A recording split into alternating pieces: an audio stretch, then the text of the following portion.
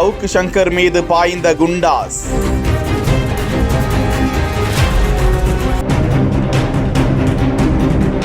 அடுத்தடுத்து சங்கர் மீது பாயும் அதிரடி நடவடிக்கைகள்.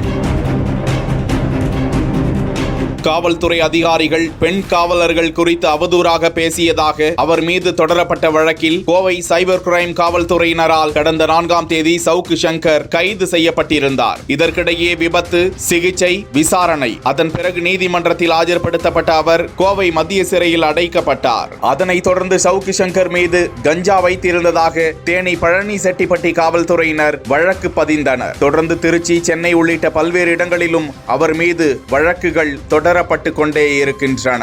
கஞ்சா வழக்கு தொடர்பாக தேனி போலீசார், அவதூறு வழக்கு தொடர்பாக சென்னை, திருச்சி போலீசார் என அடுத்தடுத்து அவர் மீது வழக்குகள் பாய்ந்து கொண்டிருக்கின்றன.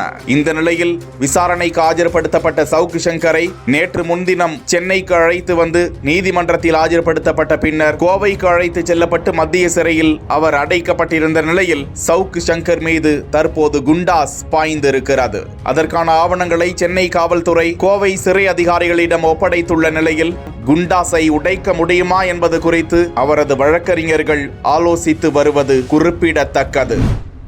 அமெரிக்க அதிபருடைய வளர்ப்பு நாய் 24 பேரை கடிச்சிருக்கு. அந்த நாயை சுட்டு கொல்லணும்னு சொல்லிட்டு இப்போ சவுத் டகோட்டா ஆளுநர் வலியுறுத்தி இருக்காங்க. இந்த விஷயம் பரபரப்பை ஏற்படுத்தி இருக்கு.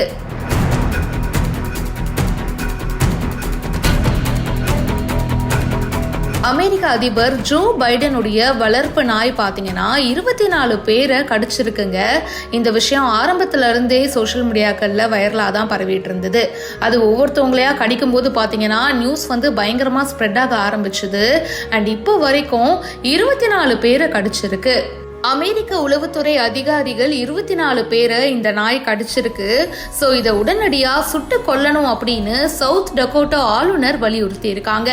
அவங்க என்ன சொல்றாங்கன்னா, நானும் இதே மாதிரி ஒரு நாய் வளர்த்தேன். அதுக்கு 1 வயசு தான்.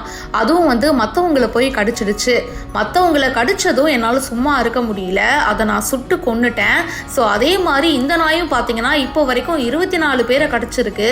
ஸோ இதையும் சுட்டு கொல்லணும் அப்படின்னு சொல்லிட்டு ரொம்ப சர்ச்சையை ஏற்படுத்துகிற வகையில் பேசியிருக்காங்க. நாயும் ஒரு உயிர் தாங்க, அதுவும் ஒரு ஜீவன் தான். அதுவும் பெட்டாக வளர்த்துட்டு வராரு அமெரிக்க அதிபர். அண்ட் அப்படி இது கடிக்குதுன்னா ஏதாச்சும் ஒரு காரணம் இருக்கும்.